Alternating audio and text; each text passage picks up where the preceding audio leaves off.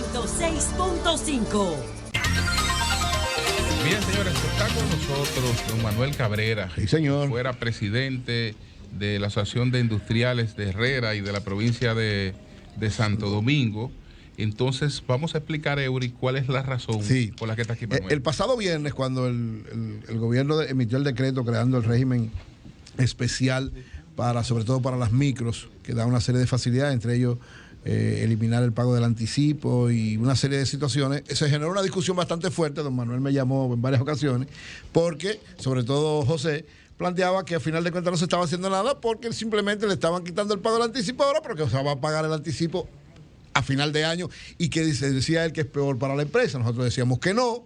Manuel tiene entonces una serie de precisiones sobre eso, y por eso quisiéramos entonces que no. Usted que ha manejado tanta empresa y fue jefe de empresas que directamente están afectadas por una serie de situaciones, ¿qué piensa de esta decisión del gobierno y lo que usted me planteaba a mí, por qué es beneficioso? Bueno, primero que todo, agradecerles a ustedes, me dan la oportunidad. Usted, hombre de nosotros, como siempre, yo cuando se dan estas discusiones y creo que puedo contribuir a aclarar cualquier concepto, trato de llamar. Obviamente el teléfono normal es imposible comunicarse por una persona, y a veces te llamo a ti o a Julio para hacer las aclaraciones. Sí, yo creo que ahí se emitieron algunos conceptos erróneos. Mi amigo José Lalu a veces se apasiona y cuando tiene una posición no hay quien la saque de no ella. desaprende él. Entonces, y yo creo que tú estabas haciendo las aclaraciones pertinentes, pero entiendo que en el calor de estas discusiones que se arman entre ustedes, a veces se hace difícil porque a veces la gente no escucha lo que le están diciendo. Mira, en realidad esa era una decisión muy esperada. Es una ley ya de hace varios meses. Lo único que no había salido el reglamento. Ahora lo que salió fue el reglamento que permite, y Felipe sí sabe mucho de esto, que permite que se implemente de inmediato. Y lo bueno es que entre en efecto de inmediato, que sí que cualquiera. Inclusive yo voy mañana a registrarme.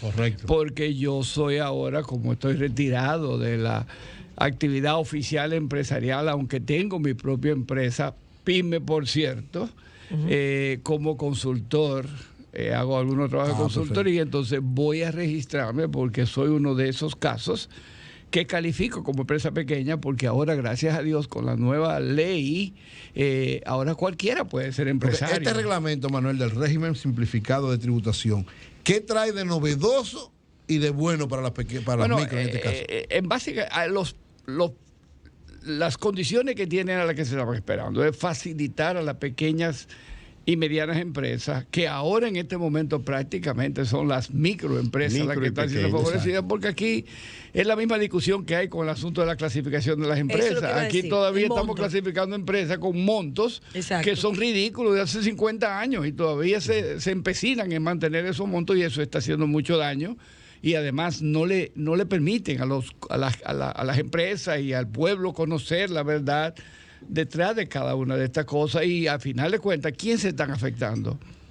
Las empresas. Las empresas. Y cuando se afectan las empresas, señores, en este mundo nuestro de hoy, cuando tú afectas a las empresas y la oportunidad del desarrollo de empresas, está afectando la generación de empleo, que es el único medio que existe para lograr el progreso. Donde no se pueden generar empleo, no hay posibilidad de progreso. Los empleos son lo que mueve esa rueda que crea ese círculo virtuoso que empleo. Pero vamos, diría Julio, a volver al régimen. En este caso hablamos de personas y empresas con ingresos hasta 8 millones. De cerca de 8 millones y cerca de 40 millones. Correcto. ¿Qué es lo que pasa con esto? Es que obviamente el beneficio, uno de los beneficios importantes es que elimine el anticipo. Correcto. El anticipo es una aberración que es temporal, pero ha seguido siendo temporal toda la vida. Que yo se hizo permanente. Se hizo permanente. Entonces, cuando tú eliminas el anticipo, lo primero que está eliminando es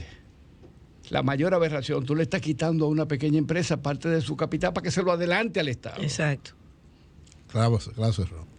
Es totalmente, y a donde estaba equivocado es, obviamente nadie se puede negar a pagar los empleos, a pesar de que a los empleos nadie le gusta pagarlos, pero la gente tiene que pagar pagar los impuestos. Ahora, cuando el empresario paga ese impuesto, si es que genera beneficio, lo va a pagar cuando corresponde.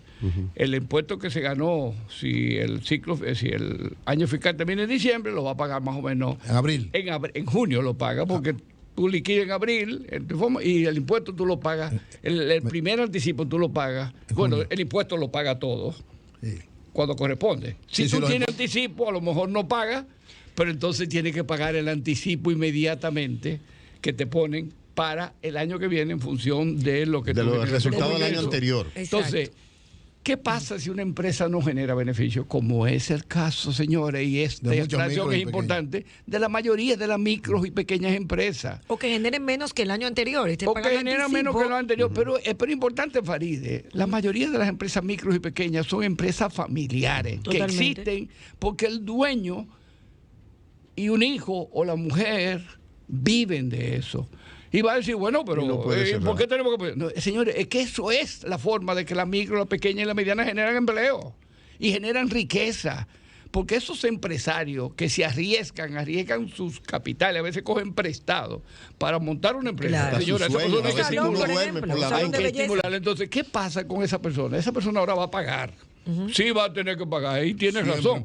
Lo tiene que pagar como todo el que tiene que pagar sus impuestos, lo va a pagar. 2 veces al año. No, bueno, él lo que tiene, si va a pagar los impuestos, tiene que pagarlos de inmediato. Le dan unos plazos para que paguen en 2 periodos y se hacen acuerdos. Pero bueno, supuestamente, pero miren la diferencia. Primero, si no hay anticipo y él no genera beneficio, él no tiene que pagar nada. Pero si hay anticipo y él no genera beneficio, ese anticipo se queda pendiente ahí. Y si el año que viene no genera beneficio, a veces el Estado se acumulan un montón de dinero que lo está perdiendo de su capital y de su oportunidad de hacer negocio. El pequeño empresario o tiene que ir a coger prestado para poder cumplir con ese compromiso del Estado. Yo no sé si quedó claro el por qué es importante. Y esa parte es importantísimo. Y yo espero que con esto haya quedado aclarado por qué es tan importante. Otra para fines del gobierno y del sistema del mercado, algo importante es que estimula que se formalicen. O sea, en un país donde hay un alto nivel de informalidad, el que se formalice. Es importante, y es importante no solo para el Estado, porque a veces la gente han satanizado la formalización y eso mente ahuyenta. Es verdad. Perdón, y debo aclarar, este sistema va a facilitar que las empresas pequeñas se formalicen. ¿Por qué? Porque uno de los grandes problemas que tenía la formalización es lo complejo que cumplir con el sistema impositivo en este país.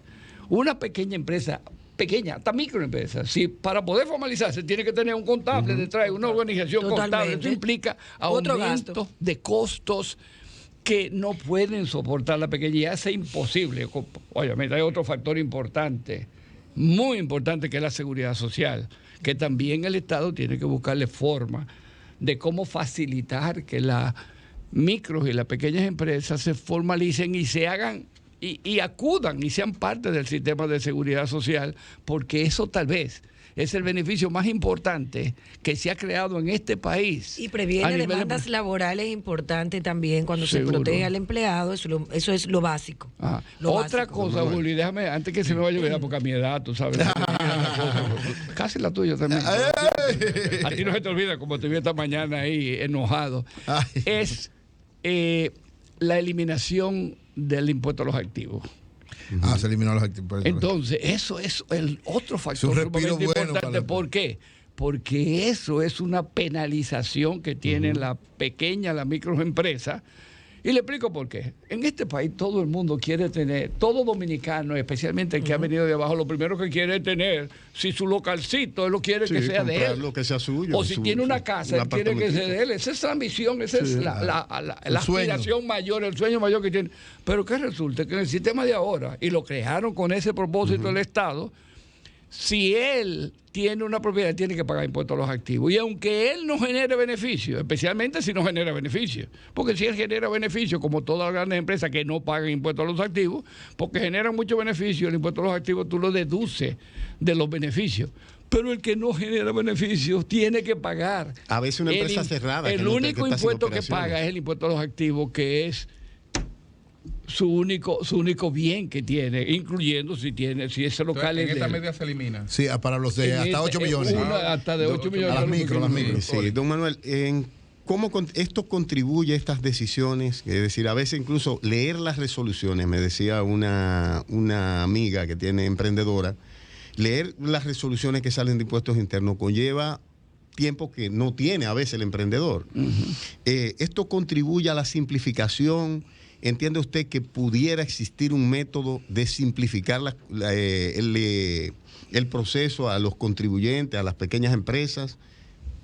Oye, esa es tal vez la tercera aspecto importante de esa decisión, porque elimina toda la perdedera de tiempo, el tener que estar llenando que ITEVI, que anticipo, que aquello, con un montón de situaciones que los pequeños empresarios no tienen tiempo, ni tampoco pueden emplear un contable. Ni tienen recursos para contratarlo. Ni tienen recursos para hacerlo. Entonces, esa es una contribución importante, porque elimina todo ese trabajo que implicaba y las dificultades, porque además, señores, cada vez que un empresario se olvida o no puede pagar eso, tiene penalidades que tiene que pagar. Los recargos que son más caros, los recargos que los intereses. Los recargos son más caros que los intereses. Hay otro planteamiento con relación al tema del salario mínimo, que es el de la fijación del salario mínimo para la microempresa. ¿Qué piensa de esto? Bueno, ahí se está metiendo en un tema que es importante, que es la clasificación de las empresas. Ese es un tema que tenemos años con eso, desde que salió la ley para proteger a la MIPYME, la 488, algo así, que fue hace como 10 años. Debió hacerse esa reclasificación que toca el tema el de la pregunta que tú haces. Los sindicalistas siempre se han negado, y mi única teoría es que ni Pepe, ni Pepe Abreu, ni ninguno de esos líderes sindicales ni tienen empresas, ni representan a la micro ni a la pequeña empresa. Ellos lo que representan son las empresas grandes, que es a lo que ellos deberían estar defendiendo. Entonces viven bloqueando la posibilidad de que haga esa clasificación, y la reclasificación lo único que hace es que se cumpla con la ley. Yo no sé por qué inclusive estamos discutiendo de llegar a acuerdos. Eso está en la ley. No se ha cumplido con la ley, y ahora salió una modificación a la ley para ser cumplido, inspirada por el presidente Danilo Medina, que debo reconocer que es el presidente que más ha hecho en este país, en toda nuestra historia, por ayudar al desarrollo de la micro. Repite eso, por favor. ¿Cómo es que tú dices? Bueno, tú lo escuchaste bien. No, yo no escuché bien. Que Danilo es el que más ha hecho por la pyme en toda la historia, ¿verdad? Es cierto. Y entre otras cosas, porque quien está a cargo de eso es un pasado presidente de la Asociación de Industriales Herrera, Ignacio Méndez Fernández. Así fue, expresidente. Que ha sido para mí, es el mejor viceministro, que debió ser ministro, que ha tenido Industria y Comercio, porque ha sido un trabajador incansable, porque es un compromiso que viene desde que era pasado presidente. Pero los sindicalistas dicen que ellos están de acuerdo con la reclasificación, que lo que no están de acuerdo es que se quiere establecer el salario esperando esa reclasificación, el salario mínimo. Esa reclasificación existe hace muchos años. Ellos siempre han logrado, porque los empresarios, para evitar conflictos y para no conflictos con el gobierno, han accedido al final. Han accedido. Ahora fue que más lejos se fue. Pero muchas veces ahora el gobierno tuvo que imponer. Bueno, el gobierno final sí, pero no lo impuso. No, pero sí hubo un acuerdo. Un acuerdo. Y yo dudo, porque no lo van a cumplir. Los sindicalistas van a bloquear. Bueno, eso. Copardón dijo que la reclasificación va con ellos. Sí, pero el aumento también debe ir. El aumento mínimo del salario mínimo debe ir. De hecho, los micro, sí, obviamente el salario está aprobado, pero tiene que ser. ¿Por qué, señores? Porque usted no puede pedirle a una empresa, a una microempresa que tiene 4 o 5 empleados, que pague el mismo salario que paga la cervecería, que pague León Jiménez, que paga la mercancía. Ahí estamos de acuerdo. Porque entonces usted lo pone en una condición. Y voy a decir algo que la gente no entiende. Las empresas grandes, cuando hay aumento de salario, lo paga el consumidor a final de cuentas, porque las empresas grandes no absorben eso. Tiene que pasar, porque es la única forma que pueden sobrevivir. Señores, un empresario no puede sobrevivir si tú le aumentas los costos y él no lo puede pasar al consumidor. Ahora, ¿qué pasa con esas empresas grandes que tienen grandes inversiones en publicidad, que tienen productos muy conocidos, que ellos aumentan los precios y entonces, bueno, nadie tiene nada que decir. El consumidor puede que lo deje de consumir, pero usualmente no sucede, especialmente si son productos de marcas famosas o marcas muy reconocidas. Ahora, una pequeña, ¿tú crees que el que hace empanada le puede vender, aumentar esa empanada de 25 a 30 pesos?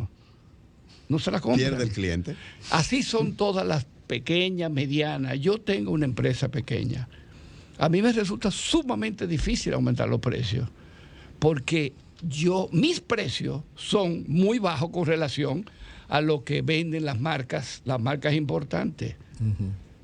Yo a veces me paso 2 y 3 años y no puedo aumentar los precios, porque los precios de mi producto afectan a los consumidores, que usualmente son los de menores ingresos, y a ellos les resulta mucho más difícil absorber. Por eso es que usted no puede pedirle a una empresa pequeña, micro, pequeña o mediana, que pague el mismo salario que una empresa grande, porque usted la pone en gran desventaja. Claro. Entonces, todo lo que quiere el gobierno, que es estimular el desarrollo de la micro y pequeña empresa, y voy a decir esto de último, Julio, que son realmente, señores, representan el 98% de la estructura empresarial de este país y generan alrededor del 93 o 94% de los empleos que se generan en el país. El progreso va a venir del crecimiento y del fortalecimiento de esas pequeñas, medianas y hasta micro, porque son miles, millones. Aquí hay más de 1 millón entre pequeñas, medianas y micro, y hay apenas 200 o 300 empresas grandes. Entonces, ¿de qué estamos hablando? Y no va a afectar grandemente, porque la mayoría de esas empresas hoy no lo pueden ni siquiera pagar. Entonces, al contrario, lo que están pagando es menos tal vez de lo que le correspondería pagar si estuviera estructurada, porque la estructuración está en función de la capacidad que tiene la empresa según su nivel para pagar. Con factura bloqueada. Muchas gracias a Manuel Cabrera. Cambio y fuera. Buena explicación.